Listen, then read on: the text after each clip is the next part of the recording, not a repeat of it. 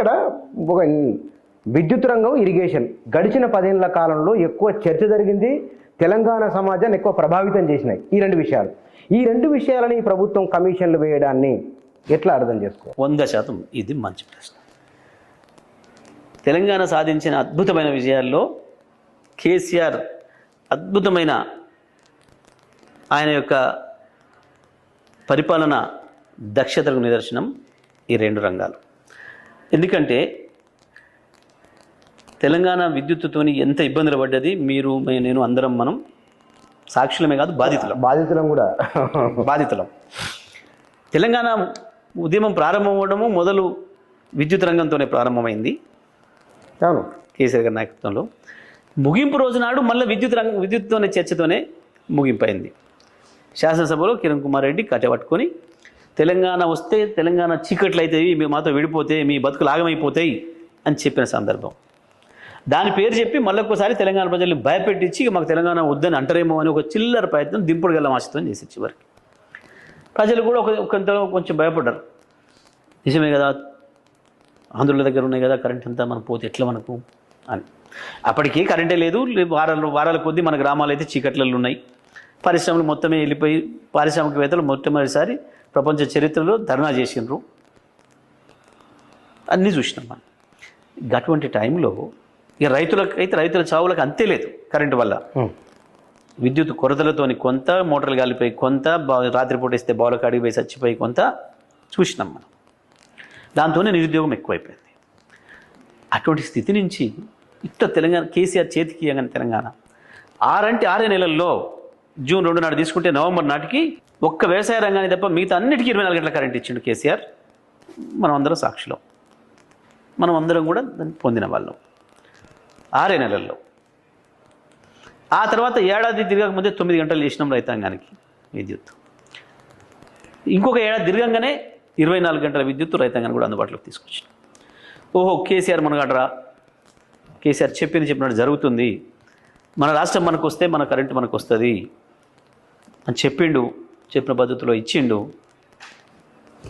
KCR is the leader అని చెప్పి అనిపించింది విద్యుత్ రంగం.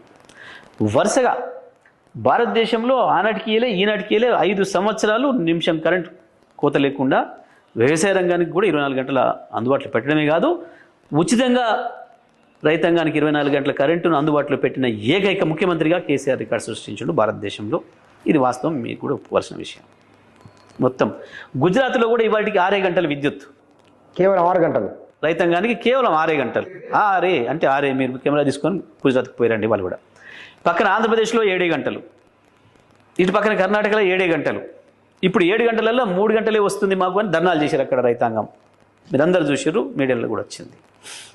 మహారాష్ట్ర 8 గంటలు, ఆడ 8 గంటల పేరుకు ఆడ కూడా వస్తలే. అప్పుడు తెలంగాణలో గతంలో ఉండడం, ఇప్పుడు ఆ పరిస్థితి ఉంది అక్కడ కూడా. భారతదేశం మొత్తం ఎక్కడే సార్ మీకు 24 గంటలు రైతాంగానికి కరెంట్ అందుబాటులో ఉన్న ఏకైక రాష్ట్రం తెలంగాణ. 24 గంటలు కూడా ఉచితంగా ఇస్తున్న ఏకైక రాష్ట్రం తెలంగాణ ఈరోజు వరకు కూడా. ఇది ఒకటి. అంటే కేసీఆర్ సక్సెస్ కరెంటుతోనే వచ్చింది, రైతాంగంలో ప్రజల్లో ఒక విశ్వాసం ఏర్పడింది. రెండవది, నీళ్ళ కొరకు ఎట్లా అల్లాడినామో మీకు తెలుసు, కరువులతో తెలంగాణ ఏమైపోయిందో తెలుసు, ఆకలి చావులు ఆత్మహత్యలు నిత్యకృత్యం విషయం మీకు తెలుసు. అటువంటి తెలంగాణలో బ్రహ్మాండంగా ఇరిగేషన్ రంగంలో విజయం సాధించి కృష్ణా గోదావరి జిల్లాల్లో మన వాటా ప్రతి చుక్కను ఎట్లా వాడుకోవాలనో నేర్పించి, కృష్ణ పైన ఉన్న ప్రాజెక్టులకు సంబంధించి చరిత్రలో ఏ ఒక్కరోజు 50 సంవత్సరాల కాలంలో కూడా మనం టేలెంట్ పేరు పెట్టి మన చివరి పొలాలకు నీళ్ళు రాకుండా చేసి అన్యాయం చేసి ఎడమకాలం నుంచి కూడా ఆంధ్రాకు తీసుకుపోయి దౌర్జన్యంగా తెలంగాణ రైతుల నోర్లు కట్టేసి ఎట్లా తీసుకుపోయారో మనం చూసినాం. దాని నుంచి విడిపించి మొదటి చుక్క తెలంగాణదే అని చెప్పి స్వయంగా నాగార్జున సాగర్ మొదటి కాలువ, మొదటి మేజర్ రాజవరం ఊరికి నీళ్ళు అందించింది బీఆర్ఎస్ ప్రభుత్వం వచ్చినాక కేసీఆర్ నాయకత్వంలో మేము చేసినాం. ఆ రకంగా తెలంగాణ వచ్చే నాటికి 40 లక్షల మెట్రిక్ టన్నుల ధాన్యాన్ని సేకరించిన తెలంగాణ రాష్ట్రంలో 1,57,00,000 ధాన్యాన్ని సేకరించడమే కాకుండా 3 కోట్ల ధాన్యం పంటను పండించి భారతదేశంలోనే నెంబర్ 1 చేసిండు కేసీఆర్ వ్యవసాయ రంగంలో. భారతదేశంలో వ్యవసాయ ఉత్పత్తుల మీద అత్యంత ఎక్కువ ఆదాయాన్ని సంపాదించిన రాష్ట్రంగా తెలంగాణ రికార్డు సృష్టించింది. మనకంటే 4 రెట్లు పెద్దగా ఉన్న ఉత్తరప్రదేశ్ కంటే, మనకంటే 2 రెట్లు పెద్దగా ఉన్న మధ్యప్రదేశ్ కంటే, మనకంటే పెద్దగా ఉన్న మహారాష్ట్ర కంటే, మనకంటే పెద్దగా ఉన్న బెంగాల్ కంటే, మనకంటే పెద్దదైన కర్ణాటక కంటే, మనకంటే పెద్దదైన తమిళనాడు కంటే కూడా అత్యధికంగా వ్యవసాయ రంగం నుంచి ఆదాయం తీసుకొచ్చింది కేసీఆర్.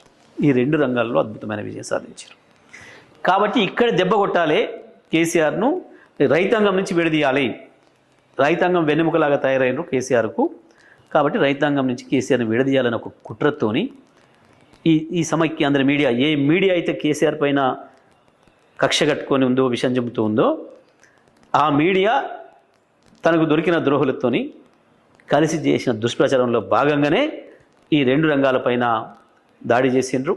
దాని మీదనే కమిషన్. తెలంగాణలో ఆకలి చావులు, వలసలు, కరెంటు చావులు, రైతుల ఆత్మహత్యలు, ఎన్నో రకాల విధ్వంసం ఉన్నది. దాని నుంచి ఉండే ఒక 10 ఏళ్ళ కింద ఉన్నమాట వాస్తవం, 10 ఏళ్లలో తగిన మాట వాస్తవం.